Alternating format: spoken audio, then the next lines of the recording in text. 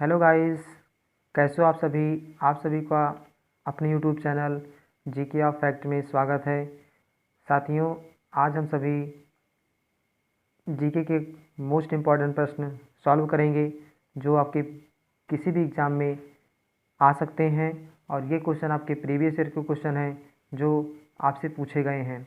तो हम लोग इसी का आज स्टार्ट करेंगे और रोज़ हम क्वेश्चनों का प्रैक्टिस करेंगे, मिक्स क्वेश्चन का प्रैक्टिस करेंगे और फुल डिस्कशन करेंगे। ठीक है, तो हम लोग स्टार्ट करते हैं। आज फर्स्ट सेशन है और आपका फर्स्ट क्वेश्चन है। हम क्वेश्चन को डिटेल वाइज से जानेंगे, समझेंगे। ठीक है, तो हमारा पहला क्वेश्चन है, सिंधु सभ्यता का बंदरगाह कौन सा है?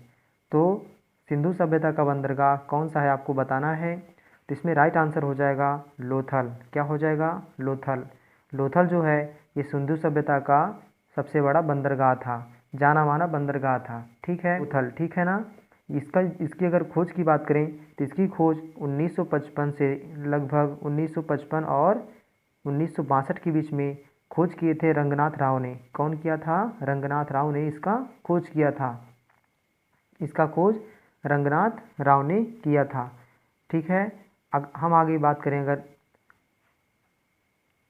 दूसरे ऑप्शन की, तो दूसरा ऑप्शन क्या है? दूसरा ऑप्शन अगर आप कालीबंगा की बात करें तो कालीबंगा की खोज जो है अमलानंद घोष ने किया था। कौन किया था? अमलानंद घोष ने किया था। ठीक है ना, अमलानंद घोष ने किया था। वो कब किए थे? ये किए थे 1952 में। कब किए थे? 1952 में किए थे। कहाँ है कालीबंगा? कालीबंगा आपका जो है राजस्थान में है।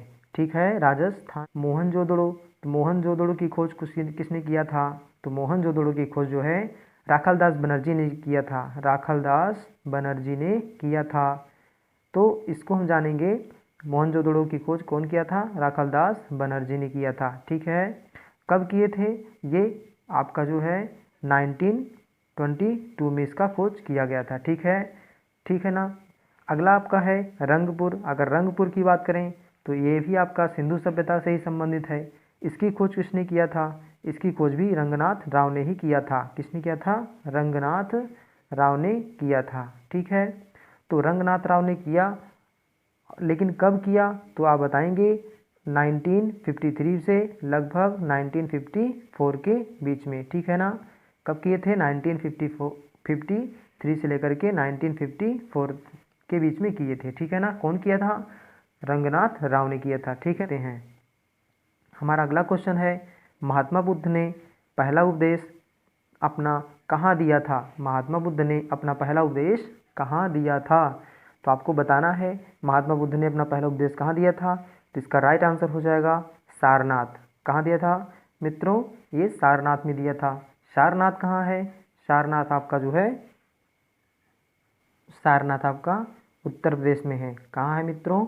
सारनाथ उत्तर प्रदेश में है। कहाँ पर? वाराणसी में। ठीक है ना, तो इन्होंने सबसे पहला उपदेश सारनाथ में दिया था। जिसे क्या जाना जाता है? इसे जाना जाता है धर्मचक्र परिवर्तन। क्या चीज़? धर्मचक्र परिवर्तन के नाम से जाना जाता है। ठीक है ना, इसे धर्मचक्र परिवर्तन कहा जाता है। अगला आपका है, अगर हम बात करें वैशाली का, तो वैशाली में इस जो है इनका जन्म हुआ था। क्या हुआ था? इनका जन्म हुआ था। और यहीं पर आखिरी प्रवचन भी इन्होंने दिया था। आखिरी प्रवचन भी महात्मा बुद्ध ने दिया था। ठीक है ना, आखिरी प्रवचन भी आपका बुद्ध ने यहीं पर दिया था। ठीक है, अगला हम बात करें गया। तो गया में आपका जो है, अगर गया की बात करें तो यहाँ पर महाबोधि मंदिर है। कौन सा मंदिर है? महाबोधि मंदिर है। तो महाबोधि मंदिर भी आपकी कहाँ है? गया में है। और किससे संबंधित है? ये भगवान बुद्ध से संबंधित है। ठीक है ना, चलिए चलते हैं अगले क्वेश्चन पर। अगला क्वेश्चन क्या है हमारा? अगला क्वेश्चन है, खजुराहो के मंदिर का निर्माण किसने करवाया था? खजुराहो के मंदिर का निर्माण किसने करवाया था? आपको ये इस क्वेश्चन का आंसर बताना है। तो इसका राइट आंसर हो जाएगा आपके चंदेल शासकों ने। कौन किया था इसको? चंदेल शासकों ने इसका निर्माण कराया था। ये लगभग कब कराए थे? ये जो है ये 950 ईस्वी से लेकर के 1050 ईस्वी के बीच में इसका निर्माण कराए थे। ठीक है ना, और अगर इनका बात किया जाए ये कब तक शासन किए थे चंदेल शासकों ने, तो ये लगभग 12वीं शताब्दी से लेकर के कब तक 12वीं शताब्दी से, माफ़ कीजिएगा 10वीं शताब्दी से लेकर के 12वीं शताब्दी तक ये शासन किए थे। कौन किए थे? आपकी जो है चंदेल शासकों ने शासन किया था। ठीक है। और अगर राष्ट्रकूट की बात किया जाए तो राष्ट्रकूट जो है महाराष्ट्र में जो है क्या बनवाए हैं? महाराष्ट्र में एलोरा का कैलाश मंदिर बनवाए हैं। ठीक है। कौन बनवाए हैं? राष्ट्रकूट ने महाराष्ट्र में एलोरा का मंदिर बनवाए हैं। ठीक, जो आपका औरंगाबाद में पड़ता है। ये किस ईश्वर की मूर्ति इसमें जो है मंदिर है? तो आप बताएंगे शिव जी का। कौन से ईश्वर हैं यहाँ पर? शिव जी हैं। ठीक है। चलिए चलते हैं नेक्स्ट क्वेश्चन। अगला हमारा क्वेश्चन क्या है? अच्छा, ये जो आपका चित्र है ये आपका खजुराहो मंदिर का है। ठीक है।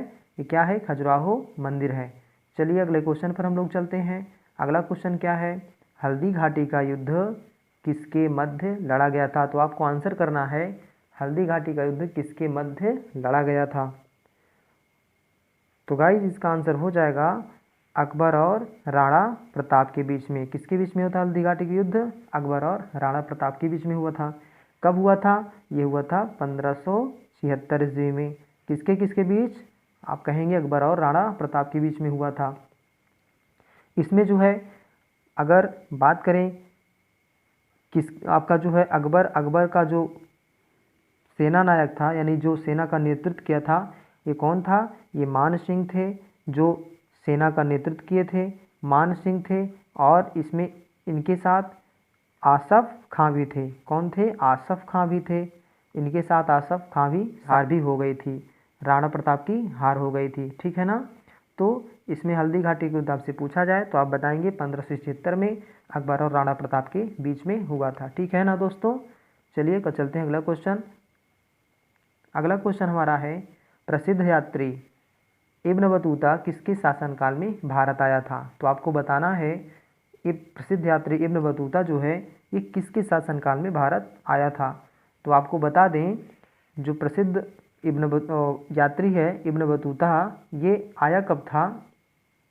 ये जो है 1333 ईस्वी में आया था। कब आया था? 1333 ईस्वी में आया था। और किसके साथ? मोहम्मद बिन तुगलक के शासन में आया था। ये कहाँ आया था? मोहम्मद बिन तुगलक के शासन में भारत आया था। ठीक है ना। अच्छा, मोहम्मद बिन तुगलक ने इसे एक चीज़ नियुक्त कर दिया था, उसे जो है काजी कहते हैं, यानी इसको जो है अपना काजी बना लिया था। कौन? मोहम्मद बिन तुगलक। किसको? इब्न बतूता को। ठीक है ना। अच्छा, ये जो है कई वर्षों तक यहाँ पर भारत में रहा और इसने अपना जितना भी यात्रा वृत्तांत था, एक पुस्तक थी जिसमें उसने संग्रह करके लिख दिया। उस पुस्तक का नाम आप लोग बताएंगे। तो उस पुस्तक का नाम है रेहला। क्या पुस्तक का नाम है? रेहला। इसी पुस्तक में जो है इसने अपना पूरा यात्रा वृत्तांत जो है पूरा लिख दिया था। जो भारत का पूरा दर्शन जो भी किया था वो ये पूरा लिख दिया था। ठीक है ना। तो आपसे पूछा भी जाता है रेहला किसकी पुस्तक है, तो आप बताएंगे इब्न बतूता की पुस्तक है। ठीक है ना। चलते हैं नेक्स्ट क्वेश्चन। क्वेश्चन अगला हमारा क्या है, हम उसको डिस्कशन करेंगे। हमारा अगला क्वेश्चन है भारत में पुर्तगालियों का वास्तविक संस्थापक किसे माना जाता है? यानी भारत में जो पुर्तगाली थे इनका वास्तविक संस्थापक किसे कहते हैं? तो आपको बताना है। तो देखो मित्रों, पहला ऑप्शन क्या है? Vasco da Gama. दूसरा क्या है? Francisco Almeida. तीसरा क्या है? Alfonso de Albuquerque. और चौथा क्या है? Francis de. तो आपको बताना है कि पुर्तगालियों का वास्तविक संस्थापक किसे कहा जाता है। अगर हम बात करें वास्को डी गामा का, तो वास्को डी गामा जो है ये 1498 में क्या कब आया था? 1498 ईस्वी में ये भारत आया था। ये भारत आने वाला पहला पुर्तगाली था। ये भारत आने वाला पहला पुर्तगाली था। और ये किस स्थान पर आया था आपसे पूछा जाएगा, तो ये जो है केरल के कालीकट तट पर पहुंचा था। ठीक है। कहाँ पहुंचा था? केरल के कालीकट तट पर पहुंचा था। कब? 1498 में। तो यही जो है पुर्तगाली जो है पहला पुर्तगाली यही है जो कि यहाँ पर आया था। और भारत में सबसे पहले पुर्तगाली ही आए और सबसे बाद में पुर्तगाली ही गए थे। ठीक है ना, जो कि गोवा से गए थे। और अगर हम इस क्वेश्चन की बात करें तो भारत में पुर्तगाली का वास्तविक जो शीर्ष संस्थापक माना जाता है ये आपके जो हैं किसे कहा जाता है? अल्बुकर्क को, यानी अल्फांसो दी अल्बुकर्क को माना जाता है वास्तविक संस्थापक। ठीक है ना। तो ये आपके जो हैं, अगर पूछा जाए पुर्तगाल से संबंधित एक क्वेश्चन है जो कि पूछा जाता है भारत का जो पहला प्रिंटिंग प्रेस था इसकी स्थापना किसने की थी और कहाँ की थी। तो आपसे एक क्वेश्चन पूछा जाता है तो इस क्वेश्चन का आंसर हो जाएगा पुर्तगाली ने की थी। और कहाँ की थी? ये की थी गोवा में। कहाँ की थी मित्रों? गोवा में की थी। ठीक है ना। इसका स्थापना जो है गोवा में किया गया था। क्या चीज़? भारत का पहला प्रिंटिंग प्रेस। ठीक है ना। कहाँ किया गया था? गोवा में किया गया था। ठीक है मित्रों, चलिए हम चलते हैं अगले क्वेश्चन नंबर अगला आप लोग बताइएगा। अगला क्वेश्चन हमारा है, नादिर शाह के समय दिल्ली का शासक कौन था? तो इस क्वेश्चन का आंसर आप लोग दीजिएगा। पहला ऑप्शन क्या है? पहला है मोहम्मद शाह, बी वाला है बहादुर शाह, सी आपका आलमगीर द्वितीय और डी है शाह आलम द्वितीय। तो आपको बताना है इसका राइट आंसर क्या होने वाला है। तो गाइस इसका राइट आंसर हो जाएगा आपका मोहम्मद शाह। ठीक है ना। कौन था? मोहम्मद शाह था। देखो ये जो है ये आपका मुग़ल शासक था। कौन था? ये आपका मुग़ल शासक था। इसी के शासनकाल में नादिर शाह आया था। अच्छा, इसका दूसरा नाम जो है इसका जो मोहम्मद शाह है इसका दूसरा नाम जो है आपका रंगीला भी था। क्या इसका क्या नाम था? रंगीला भी इसको कहा जाता था। ये बहुत ज़्यादा योग्य शासक नहीं था, ये एक प्रकार से अयोग्य शासक था। इसने फिलहाल अगर देखा जाए तो इसी के शासनकाल में नादिर शाह जब आया था यहाँ पर, तो भारत में जब ये शासक बना था मुग़ल शासक, तो इसी से युद्ध हुआ था जिसे करनाल का युद्ध कहा जाता है। कौन सा युद्ध कहा जाता है? करनाल का युद्ध। ये करनाल का जो युद्ध था ये जो है आपका नादिर शाह और मोहम्मद शाह के बीच में हुआ था। कब हुआ था आपसे पूछा जाएगा तो 1739 में हुआ था। इसमें जो है मोहम्मद शाह हार गया था, लेकिन मोहम्मद शाह हार गया था तो उसके बाद ये जो है नादिर शाह भारत पर जो पूरा कब्जा कर लिया, लेकिन एक लगभग 2 महीने तक रहा था और उसके बाद ये जो है अपने देश वापस चला गया था। नादिर शाह जो है अपने देश वापस चला गया था। तो जाते समय इसने मोहम्मद शाह को फिर से मुग़ल सम्राट घोषित करके चला गया। अच्छा, आपसे क्वेश्चन पूछा जाता है कि ये जो है जो कोहिनूर का हीरा था या मयूर सिंहासन था, इसको किसने ले गया या कौन लेकर गया? तो नादिर शाह ही लेकर गया था, वो भी किससे? मोहम्मद शाह से। ठीक है ना। तो कोहिनूर का हीरा और मयूर सिंहासन भी नादिर शाह ने ही ले गया था। ठीक है ना। नादिर शाह ले गया था। चलिए चलते हैं अगला क्वेश्चन नंबर आपका 8। ठीक है ना। क्वेश्चन नंबर आपका 8 क्या है? क्वेश्चन नंबर 8 का आप लोग आंसर करिए। सत्य शोधक समाज की स्थापना किसने की थी? तो सत्य शोधक समाज की स्थापना किसने की थी? इस क्वेश्चन का आप लोग आंसर बताइएगा। तो इस क्वेश्चन का आंसर हो जाएगा आपका सत्य शोधक समाज का स्थापना जो है ज्योतिबा फूले ने किया था। कौन किया था? ज्योतिबा फूले ने किया था। लेकिन कब किए थे? ये किए थे 24 सितंबर। कब? 24 सितंबर 1873 को। 24 सितंबर 1873 को इन्होंने स्थापना किया था। ठीक है ना। कहाँ किए थे ये इसकी स्थापना सत्य शोधक समाज की स्थापना पुणे में किए थे। ठीक है। पुणे आपका महाराष्ट्र में है। कहाँ किए थे? पुणे में किए थे। इनकी एक प्रसिद्ध पुस्तक है ज्योतिबा फूले की। उस पुस्तक का क्या नाम है? उस पुस्तक का नाम है गुलामगिरी। ये काफ़ी क्वेश्चन आपसे पूछा जाता है, गुलामगिरी किसकी पुस्तक है? तो गुलामगिरी जो है इन्हीं की पुस्तक है, जो कि एक आपकी प्रसिद्ध पुस्तक है। ठीक है ना। तो ज्योतिबा फूले की पुस्तक क्या है? गुलामगिरी। अच्छा, ये जो सत्य शोधक समाज की स्थापना किए थे ये क्यों किए थे? तो इसका प्रमुख उद्देश्य था शूद्र एवं अस्पृश्यता जाति के लोगों को विमुक्त करना। ठीक है ना। क्या करना था? शूद्र और अस्पृश्यता जाति के लोगों को विमुक्त करना था। ठीक है। अगले हैं आपके मदन मोहन मालवीय। इनके बारे में कुछ जान लेते हैं। तो इन्होंने भी काफ़ी पुस्तक लिखी थी जो पूछा जाता है एग्जाम में, जैसे आपका अभ्युदय है, लीडर है, मर्यादा है, ऐसे बहुत सारी पुस्तकों को उन्होंने लिखा था। ठीक है। आत्माराम पांडुरंग क्या किए थे? इन्होंने जो है प्रार्थना समाज की स्थापना की। कौन से स्थापना की? किस समाज की? प्रार्थना समाज की स्थापना इन्होंने की थी। ठीक है ना। और रामकृष्ण परमहंस की बात करें तो ये रामकृष्ण परमहंस का बचपन का नाम अगर हम बात करें तो इनके बचपन का नाम जो है गदाधर चट्टोपाध्याय था। और ये इनके अगर प्रिय शिष्य की बात करें तो इनके प्रिय शिष्य थे आपके आपके जो हैं स्वामी विवेकानंद, ठीक है ना, स्वामी विवेकानंद। चलिए अगले क्वेश्चन पर चलते हैं हम लोग। अगला क्वेश्चन हमारा 9 नंबर है, भारत में स्थानीय स्वशासन का जनक किसे माना जाता है? तो आपको बताना है भारत में स्थानीय स्वशासन का जनक किसे कहते हैं। तो इस क्वेश्चन का राइट आंसर हो जाएगा, भारत में स्थानीय स्वशासन का जनक रिपन को कहा जाता है। रिपन जो है भारत के स्थानीय स्वशासन के जनक माने जाते हैं, ठीक है। अगर हम पूछें हार्डिंग की बात करें तो हार्डिंग के समय जो है ये जॉर्ज पंचम, कौन? जॉर्ज पंचम आए थे, भारत आए थे। कब आए थे? 12 दिसंबर और 1911 को। यही जो हमारी दिल्ली राजधानी थी, यहीं से परिवर्तित, कोलकाता राजधानी थी, वहाँ से परिवर्तित होकर के दिल्ली लाई गई थी, ठीक है ना। तो इन्हीं हार्डिंग के समय जो है ये घटना हुआ था। जॉर्ज पंचम आए थे, कहाँ पर आए थे? दिल्ली में, और जो कोलकाता राजधानी थी उसको परिवर्तित कर दिए, दिल्ली को किया गया, ठीक है ना। अगर लिटन की बात करें तो लिटन जो है आपके इसमें जो है लिटन का ये अफगान युद्ध के लिए ज़्यादा जाने जाते हैं। कौन से युद्ध? अफगान युद्ध के लिए जाने जाते हैं, ठीक है ना। अफगान युद्ध जो है इन्होंने इसमें भाग लिया था। डलहौजी की बात करें तो ये आपकी राज्य झड़प नीति का भी लाए थे, ठीक है ना। राज्य झड़प नीति का ये जो है कानून लाए थे, ठीक है। चलते हैं अगला क्वेश्चन, क्वेश्चन नंबर आपका 10। क्वेश्चन नंबर 10 है, कैबिनेट मिशन भारत कब आया? तो कैबिनेट मिशन भारत कब आया? आपका इस क्वेश्चन का आंसर देना है। तो कैबिनेट मिशन जो है ये आपका आया था 16 मई, कब? 16 मई 1946 को। 16 मई 1946 को कैबिनेट मिशन भारत आया था।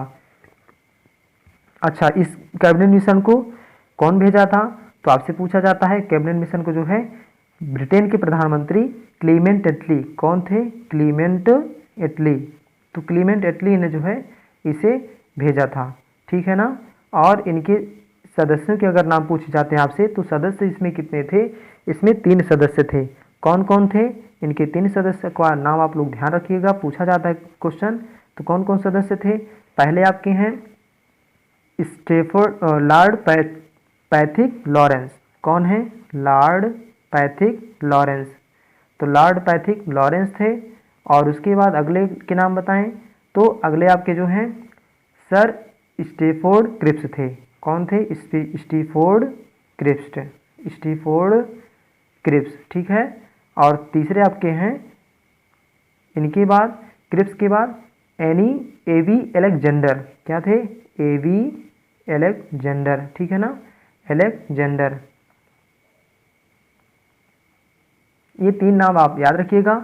इनके जो 3 सदस्य थे, लॉर्ड पैथिक लॉरेंस थे, दूसरे कौन है? स्टैफोर्ड क्रिप्स थे, और तीसरे के क्या थे? एवी आपके एलेक्जेंडर थे, ठीक है ना। अगर हम बात करें जब कैबिनेट मिशन भारत आया तो कांग्रेस के वर्तमान अध्यक्ष कौन थे? तो आप जानते रहिएगा, मौलाना अबुल कलाम आज़ाद थे। कौन थे? मौलाना अबुल कलाम आज़ाद थे, ठीक है ना। तो जब कैबिनेट मिशन भारत आया 1946 में तो आपके इसके अध्यक्ष कौन थे कांग्रेस के? तो आप बताएंगे मौलाना अबुल कलाम आज़ाद। तो इसका राइट आंसर हो जाएगा ऑप्शन नंबर डी, ठीक है। नेक्स्ट क्वेश्चन हमारा क्या है? नेक्स्ट क्वेश्चन हमारा है सौरमंडल का सबसे बड़ा ग्रह कौन सा है? तो आपको इस क्वेश्चन का आंसर बताना है, सौरमंडल का सबसे बड़ा ग्रह कौन सा है। तो गाइस ये जो आपका चित्र है ये सौरमंडल से संबंधित है। अगर आप ध्यान से देखें तो सौरमंडल में आपका सबसे बड़ा ग्रह जो है बृहस्पति दिखाई दे रहा है, ठीक है ना। कौन सा ग्रह है? बृहस्पति है। सबसे छोटे की बात करें तो बुध है, ठीक है ना।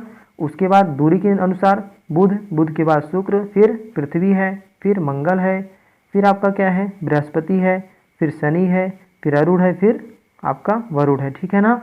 तो सबसे बड़ा ग्रह कौन सा है? बृहस्पति इसका सबसे बड़ा ग्रह है हमारे सौरमंडल का। तो इसका राइट आंसर क्या होने वाला है? बुध नहीं होगा, बृहस्पति होगा। इसका राइट आंसर क्या हो जाएगा? बृहस्पति हो जाएगा, ठीक है ना। तो हमारे सौरमंडल का सबसे बड़ा ग्रह कौन सा है? बृहस्पति है। अगर हम बात करें बुध किस नंबर का है तो पहले नंबर का नहीं, सबसे छोटा ग्रह है। शनि की बात करें तो ये आपके 7वां सबसे बड़ा ग्रह है। शुक्र की बात करें तो ये आपका तीसरा सबसे बड़ा ग्रह है, ठीक है ना।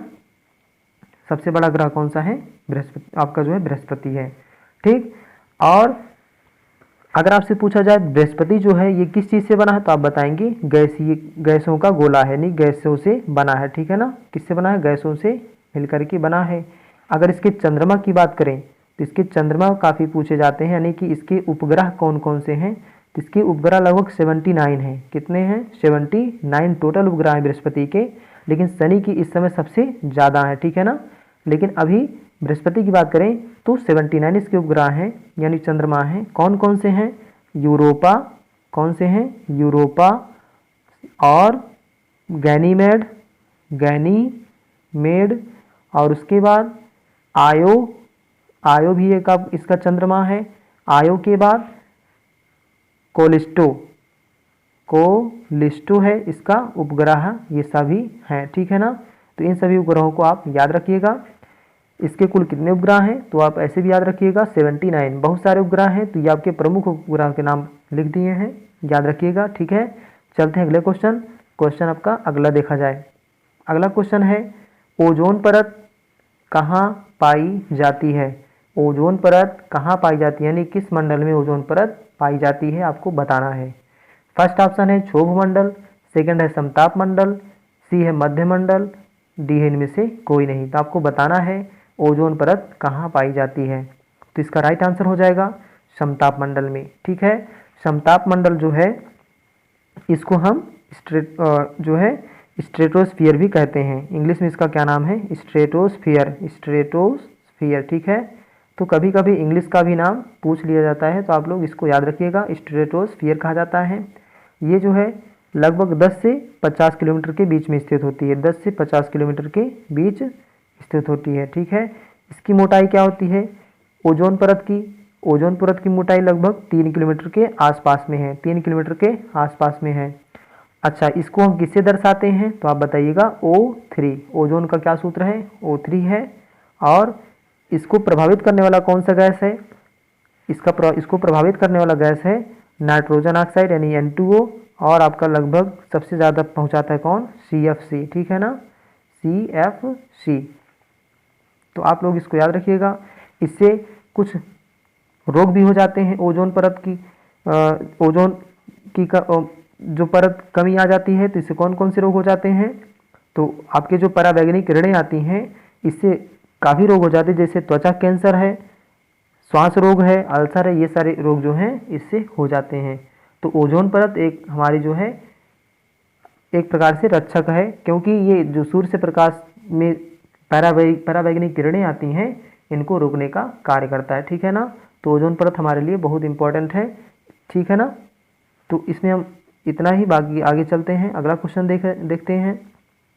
अगला क्वेश्चन हमारा है, अच्छा इसके पहले आप थोड़ा सा देख लीजिए मैप, आपका चित्र में क्या दिया है। देखिए सबसे पहले पृथ्वी की बात करें तो पृथ्वी के ऊपर क्या होता है? क्षोभ मंडल। क्षोभ मंडल में क्या होता है?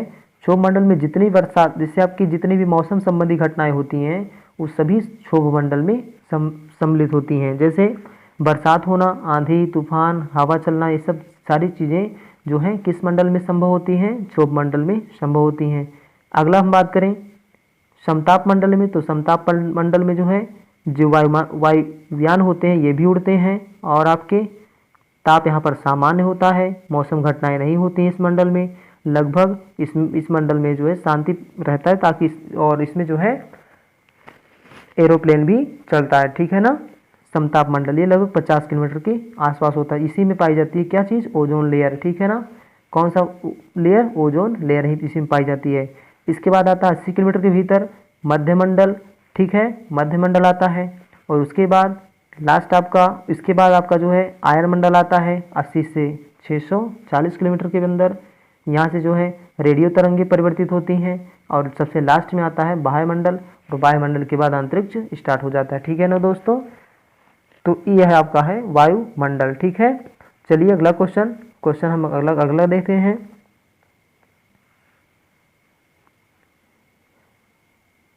हमारा अगला क्वेश्चन है पीतल मिश्र धातु है, यानी पीतल जो है किसका मिश्र धातु है, यानी किस चीज़ से मिलकर के बना है। तो पीतल जो है आपका बताना है किस मिश्र धातु से बना है। पहला ऑप्शन है ठोस विलयन का है, द्रव विलयन का है, गैसीय विलयन का है, या इनमें से सभी। तो फिलहाल पीतल जो है ये बना किससे होता है, ये तांबा और जिंक से बना होता है। किससे बना होता है मित्रों, तांबा और जिंक से बना होता है। तांबा और कौन सा, जिंक से बना होता है। तांबा प्लस जिंक का ये मिश्रण होता है, ठीक है। और हम बात करें ये किस प्रकार का विलयन है, तो देखो तांबा भी ठोस है, जिंक भी ठोस है, तो इसलिए कौन सा विलयन है, ये ठोस विलयन है, ठीक है ना। पीतल किसका मिश्र धातु है, ये ठोस विलयन का मिश्र धातु है, ठीक है। अगला क्वेश्चन हम लोग देखते हैं। अगला क्वेश्चन हमारा 14 नंबर है। क्वेश्चन क्या है,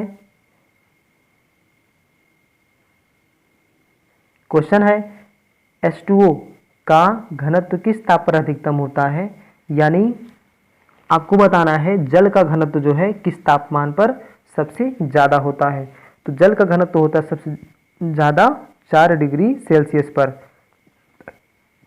लेकिन इसमें कहीं ऑप्शन में दिखाई नहीं दे रहा। पहला ऑप्शन इसमें है 32 डिग्री फ़ारेनहाइट, फिर 42 डिग्री फ़ारेनहाइट, फिर आपका सी ऑप्शन 4 डिग्री फ़ारेनहाइट, उसके बाद 39.2 डिग्री फ़ारेनहाइट है।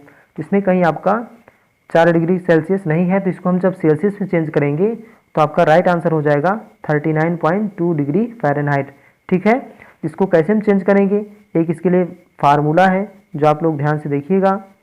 फार्मूला आपका बेस्ट है, इसी पर आपका जो है डिग्री सेल्सियस से फ़ारेनहाइट चेंज हो जाएगा।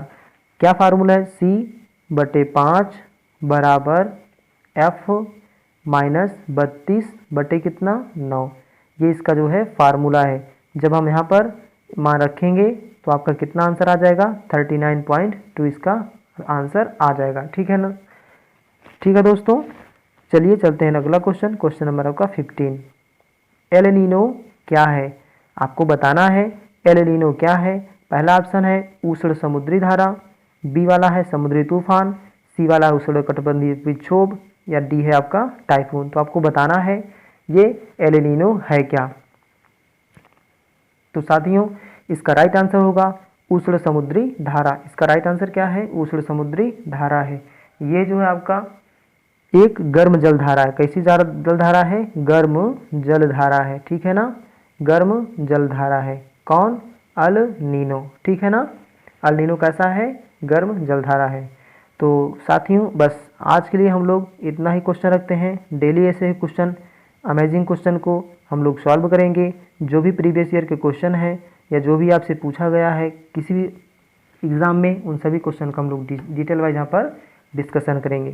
तो मिलते हैं अगले वीडियो में, तब तक के लिए जय हिंद जय भारत।